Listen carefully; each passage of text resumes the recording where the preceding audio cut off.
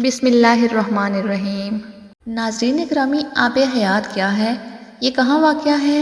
کیا اسے پینے والا قیامت تک زندہ رہتا ہے؟ حضرت خضر علیہ السلام کون تھے؟ کیا حضرت خضر علیہ السلام نے آب حیات پیا ہے؟ کیا حضرت خضر علیہ السلام ہمیشہ زندہ رہیں گے؟ دنیا میں کتنے لوگوں نے آب حیات پیا ہے؟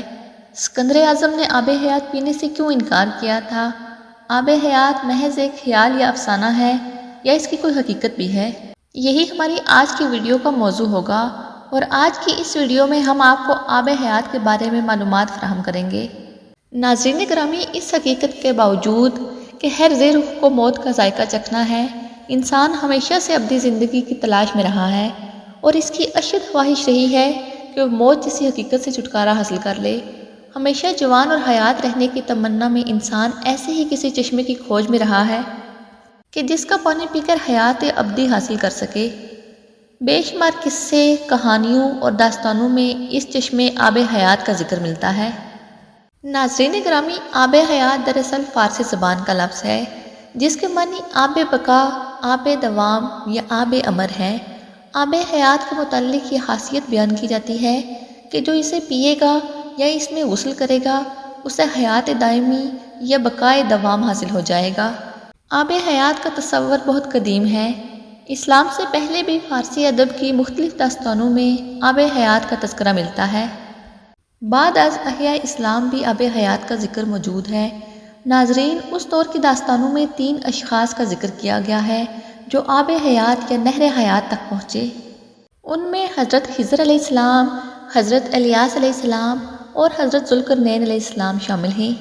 ناظرین اکرامی، داستانوں کے بیان کے مطابق آب حیات حضرت خضر علیہ السلام اور حضرت الیاس علیہ السلام کو نصیب ہوا، اور یوں وہ حیات دائمی کے حامل ہو گئے۔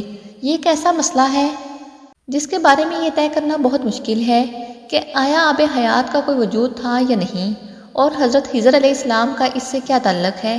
اس ضمن میں مفسرین اور محدثین مختلف آراء لکھتے ہیں۔ کچھ کے مطابق یہ روایت صحیح ہے کہ حضرت خضر علیہ السلام نے چشمہ حیات یا نہر حیات سے پانی پیا اور وہ حیات ہیں، جبکہ کچھ اس سے اختلاف رکھتے ہیں۔ ناظرین گرامی، مشہور مؤلف و محقق ابن حجر عسقلانی نے اس پر ایک تحقیق الزہر النظر فی الحال الخضر کے نام سے ایک تصنیف کی ہے، جس کا اردو ترجمہ حیات حضرت خضر علیہ السلام کے نام سے شائع ہوا ہے، جس میں وہ اس بات سے گریزاں ہیں کہ حضرت خضر علیہ السلام حیات ہیں۔ ابن اسحاق کے بیان کے مطابق حضرت خضر علیہ السلام کو حضرت آدم علیہ السلام نے اپنی تدفین اور طوفان نوح کی خبر دی تھی، اور وہ کشتی نوح میں سوار تھے۔ اس طرح تفسیر خازن میں امام علاء الدین علی بن محمد نے اور شیخ ابو عمرو بن صلاح نے اپنے فتاویٰ میں فرمایا ہے کہ حضرت خضر علیہ السلام اور حضرت الیاس علیہ السلام جمہور علماء و صالحین کے نزدیک زندہ ہیں اور ہر سال زمانہ حج میں ملتے ہیں، اور یہ کہ حضرت خضر علیہ السلام نے چشمہ حیات میں غسل فرمایا اور اس کا پانی بھی پیا تھا۔ ناظرین گرامی، اس بحث کو منطقی انجام تک پہنچانے کے لیے قرآن مجید کی سورہ کہف سے رہنمائی حاصل کرنے کی کوشش کرتے ہیں۔ سورہ کہف کی ان آیات میں ارشاد ہوا ہے، موسیٰ علیہ السلام کو حکم ہوا کہ ہمارا ایک بندہ ہے جو تجھ سے بھی زیادہ عالم ہے۔ موسیٰ علیہ السلام نے عرض کی، اے پروردگار، میں اس تک کیسے پہنچوں؟ حکم ہوا جہاں 2 دریا ملتے ہیں وہاں ساتھ ہی یہ حکم بھی ملا کہ اپنے ساتھ ایک مچھلی نمک آلود لے لیں، جہاں وہ مچھلی گم ہو جائے وہاں ہمارا وہ بندہ ملے گا۔ تو ایک چٹان کے قریب آ کر کچھ دیر آرام کرنے کی غرض سے لیٹ گئے۔ مچھلی آپ کے ساتھی یوشع بن نون کی زنبیل میں تھی۔ پانی کے قطرے جیسے ہی اس پر پڑے وہ بحکم خدا زندہ ہو کر پانی میں غوطہ زن ہو گئی، اور ایک سوراخ کے ذریعے بشکل سرنگ پانی میں اترتی چلی گئی۔ جب موسیٰ علیہ السلام وہاں سے روانہ ہو کر کچھ دور گئے تو یوشع سے پوچھا کہ مجھے بھوک لگی ہے، وہ مچھلی لے آؤ۔ یوشع نے کہا، وہ مچھلی تو جہاں ہم نے آرام کیا تھا وہیں عجب انداز سے جست لگا کر پانی میں غائب ہو گئی ہے۔ آپ کو بتانا مجھے شیطان نے بلا دیا۔ حضرت موسیٰ علیہ السلام نے کہا، بس واپس چلو، اسی جگہ کی ہمیں تلاش تھی۔ جب آپ واپس لوٹے تو دیکھا کہ ایک بندہ خدا وہاں بیٹھا ہوا ہے۔ آپ علیہ السلام نے بعد ازاں سلام کہا، میں موسیٰ ہوں، بنی اسرائیل کا نبی۔ تفسیر ابن کثیر کی جلد سوم کے مطابق وہ اللہ کا نیک بندہ حضرت خضر علیہ السلام تھے۔ ناظرین گرامی، اس کے بعد اس کی تفصیل عام ہے کہ آپ علیہ السلام نے حضرت خضر علیہ السلام کے ساتھ سفر کیا اور انہوں نے کہا کہ موسیٰ، جو عمل میں کروں آپ سوال نہیں کریں گے۔ آج کی ویڈیو میں ہم اس کی تفصیل میں نہیں جائیں گے کیونکہ اپنے ناظرین کو بس یہیں تک لانا مقصود تھا۔ یہاں بات قابل غور یہ ہے کہ نہر حیات کے پانی میں اللہ تعالیٰ نے یہ تاثیر رکھی تھی کہ مردہ مچھلی پر اس پانی کے چھینٹے پڑنے سے وہ بحکم خدا زندہ ہو کر پانی میں غائب ہو گئی۔ جبکہ حضرت خضر علیہ السلام تو وہیں پر مقیم تھے، تو کیا آپ اس پانی سے مستفید نہیں ہوئے ہوں گے؟ یہ اللہ کی نشانیاں ہیں، بے شک وہ جو چاہتا ہے وہی ہوتا ہے۔ ناظرین گرامی، آب حیات اور حضرت خضر علیہ السلام کا واقعہ حضرت ذوالقرنین علیہ السلام سے بھی وابستہ ہے۔ حضرت خضر علیہ السلام حضرت ذوالقرنین علیہ السلام کے خالہ زاد بھائی، وزیر اور علمبردار رہے ہیں۔ یہ حضرت سام بن نوح علیہ السلام کی اولاد میں سے ہیں۔ مختلف تواریخ میں یہ بیان ملتا ہے کہ حضرت ذوالقرنین علیہ السلام نے پرانی کتابوں میں پڑھا تھا کہ سام بن نوح علیہ السلام کی اولاد میں سے ایک شخص چشمہ حیات سے پانی پی لے گا تو اس کو موت نہ آئے گی، اس لیے حضرت ذوالقرنین علیہ السلام نے اس کی تلاش میں مغرب کا سفر کیا۔ حضرت ذوالقرنین علیہ السلام کے علم میں یہ بات آئی کہ چشمہ حیات اندھیرے راستوں میں موجود ہے، جسے آج سائنس بلیک ہول کہتی ہے، اور وہاں 360 چشمے ہیں۔ لہٰذا ذوالقرنین علیہ السلام نے اپنے لشکر سے 360 افراد منتخب کیے اور ہر ایک کو ایک مچھلی دے کر حضرت خضر علیہ السلام کی سربراہی میں روانہ کیا۔ تمام لوگوں کو یہ ہدایات دی گئی کہ ہر فرد اپنی مچھلی کے ساتھ چشمے میں اتر جائے اور واپس آ کر اپنی اپنی مچھلی ظاہر کرے۔ کافی دشواری اور محنت و شقہ کے بعد آخرکار یہ افراد ان چشموں تک پہنچنے میں کامیاب ہو گئے۔ جب واپس آئے تو حضرت ذوالقرنین علیہ السلام نے سب کو اپنی اپنی مچھلی جمع کروانے کے لیے کہا۔ سب نے اپنی اپنی مچھلی ان کے سامنے پیش کر دی سوائے حضرت خضر علیہ السلام کے۔ ذوالقرنین علیہ السلام نے دریافت کیا تو انہوں نے بتایا، جب میں چشمے میں اترا تو مچھلی میرے ہاتھ سے نکل کر پانی میں چلی گئی۔ میں نے غوطہ لگا کر اسے پکڑنے کی بہت کوشش کی مگر ناکام رہا۔ حضرت ذوالقرنین علیہ السلام نے کہا کہ وہ پانی آپ کے مقدر میں تھا۔ تفسیر ساوی کے مطابق حضرت ذوالقرنین علیہ السلام حضرت ابراہیم علیہ السلام کے دست حق پرست پر اسلام قبول کر کے مدتوں ان کی صحبت میں رہے اور حضرت ابراہیم علیہ السلام نے ان کو کچھ وصیتیں بھی فرمائی تھیں۔ ناظرین گرامی، تفسیر ابن کثیر میں یہ روایت ملتی ہے کہ ذوالقرنین علیہ السلام حضرت ابراہیم علیہ السلام کے دور میں تھے۔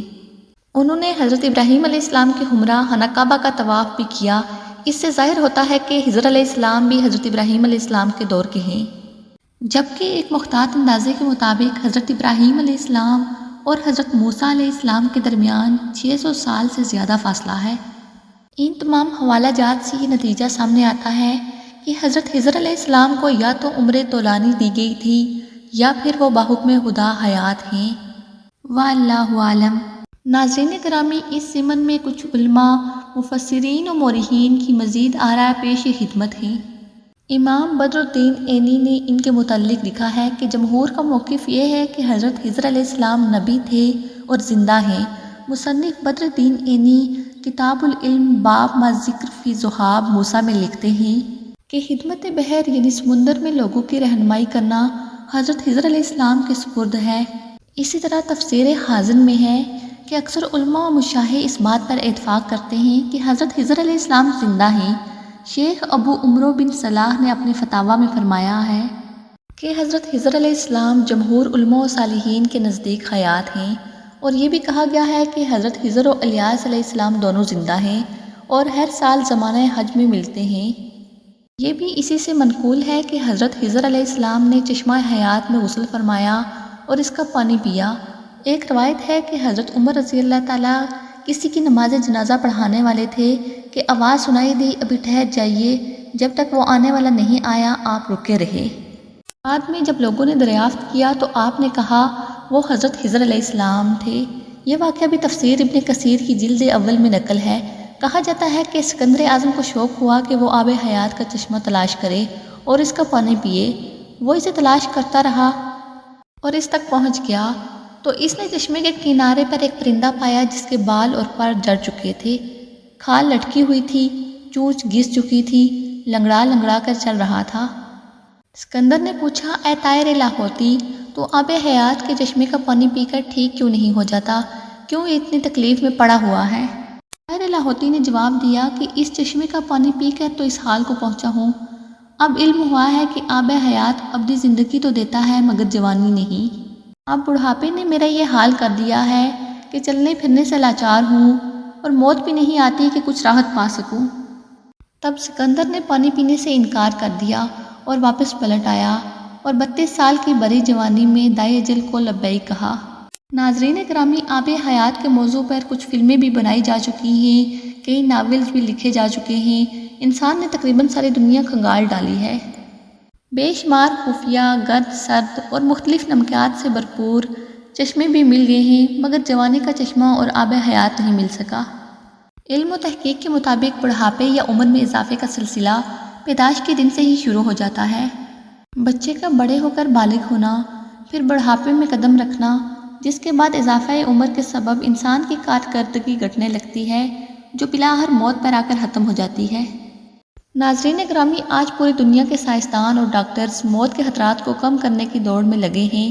سب کی کوششیں ہیں کہ کسی نہ کسی طرح انسان کی عمر کو بڑھا کر موت جیسی حقیقت سے دور کیا جا سکے، مگر بحیثیت مسلمان ہمارا عقیدہ ہے اور قرآن مجید فرقان حمید کہتا ہے کہ ہر ذی روح کو موت کا ذائقہ چکھنا ہے۔